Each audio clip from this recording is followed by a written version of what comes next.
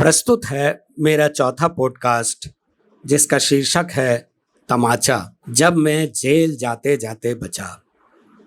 यह 10 वर्ष पुरानी घटना है जब मैं धनबाद के दिल्ली पब्लिक स्कूल में इतिहास का अध्यापक हुआ करता था।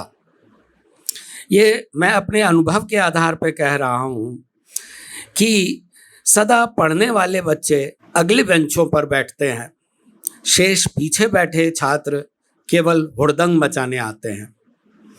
10वें वर्ग के एक ऐसे ही छात्र ने मानो मुझे प्रतिदिन परेशान करने का ठेका ले रखा था। ना क्लास में ध्यान देता, ना नोट्स लिखता और ना ही कॉपी चेक करने को जमा करता।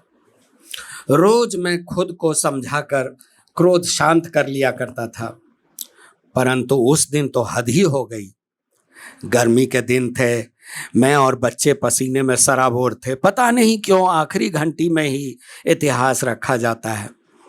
सिलेबस खत्म करने का भी दबाव था। मैं पढ़ाने की पुरजोर कोशिश कर रहा था। ऐसे उद्दंड बालकों को पढ़ाना कोशिश ही कहलाएगा। मैं जितना जोर लगाकर चिल्लाता, बच्चे उससे ऊंची आवाज में बातें करते। क्रोध में जब मैं आगे बढ़ा तो वह बालक सर झुकाकर सोने का ढोंग करने लगा। मैंने नजदीक जाकर उसे उठाकर शैतानी का कारण पूछा तो वो बहस करने लगा।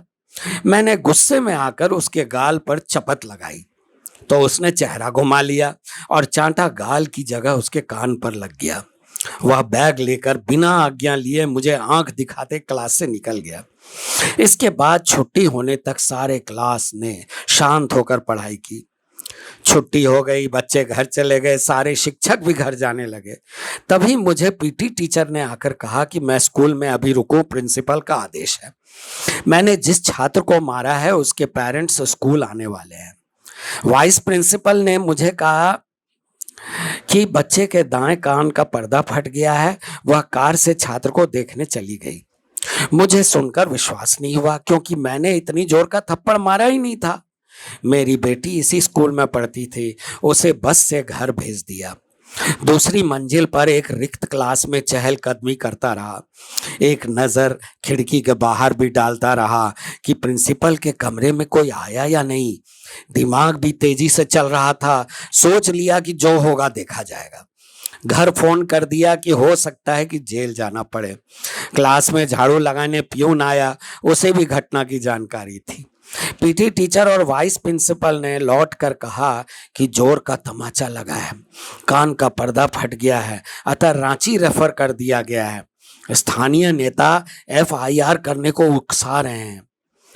मैं भी रांची जाकर एंटीसिपेटरी बेल ले आऊंगा, मैंने सोचा। पता तो चले कि वाकई एफआईआर दर्ज हुआ है या नहीं। नीचे शोर हुआ। फिर प्यून ने नीचे आने को कहा। प्रिंसिपल के कमरे में 2 लोग बैठे थे, एक छात्र का पिता और दूसरा उनका कोई रिश्तेदार होगा। काफी देर से रिहर्सल किए गए अपने पक्ष को मैंने तोते की तरह सुना दिया। आगंतुक उग्र प्रतीत हो रहे थे। प्रिंसिपल मूक दर्शक बने रहे। लीजिए, बच्चे के मामा से बात कीजिए, कहकर उनके रिश्तेदार ने मुझे फोन पकड़ा दिया। दूसरी तरफ से कोई मुझे भद्दी भद्दी गालियां बक रहा था तथा धमकियां दे रहा था।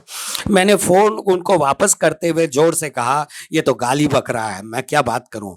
मैंने इंटेंशनली नहीं मारा था, मैं इलाज का खर्चा वहन करने को तैयार हूं। परंतु वे मुझे सस्पेंड करने को कहकर हल्ला करते हुए चले गए और मैं भी घर आ गया। अगले 2 दिन शनिवार और रविवार थे। छुट्टी थी। आशंकाओं और भय में दिन बीते। लगता था मानो अचानक भीड़ घर पर हमला करेगी या पुलिस अरेस्ट करने आ धमकेगी। डरते डरते सोमवार को स्कूल गया। भय था कि गेट पर ही मेरी धुलाई हो जाएगी। निश्चिंत था कि एक आध को मैं समेट ही लूंगा, चुपचाप मार नहीं खाऊंगा। शायद सस्पेंशन की चिट्ठी तैयार हो। कुछ भी नहीं हुआ। सभी शिक्षक मुझे सांत्वना दे रहे थे, शायद कुछ खुश भी हो रहे थे कि अब मेरा तमाशा बनने वाला है। एक सहकर्मी ने सुनाया कि उनकी बेटी घर में कह रही थी, झांसर मार कर कान फाड़ देते हैं।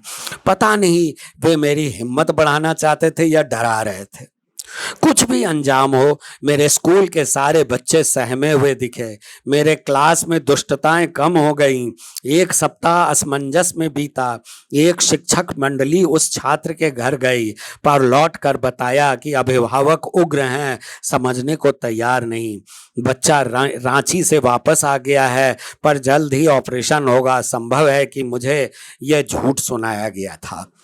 इस घटनाक्रम का पटाक्षेप बड़ा रोचक रहा। सारे प्रयास विफल होने के उपरांत मेरी पत्नी ने आगे बढ़ने का फैसला किया। अपनी माँ, बहन और भाई को साथ लेकर छात्र के घर गए। दुत्कारने के बजाय उनका वहां स्वागत हुआ। पता चला कि वे खुद इतना भड़के हुए नहीं थे, लोगों ने उनको भड़काया था। उन्होंने बताया कि छात्र का वह कान पहले से ही डैमेज्ड था। उतना बुरा हाल नहीं था जितना अफवाहों में सुना गया था।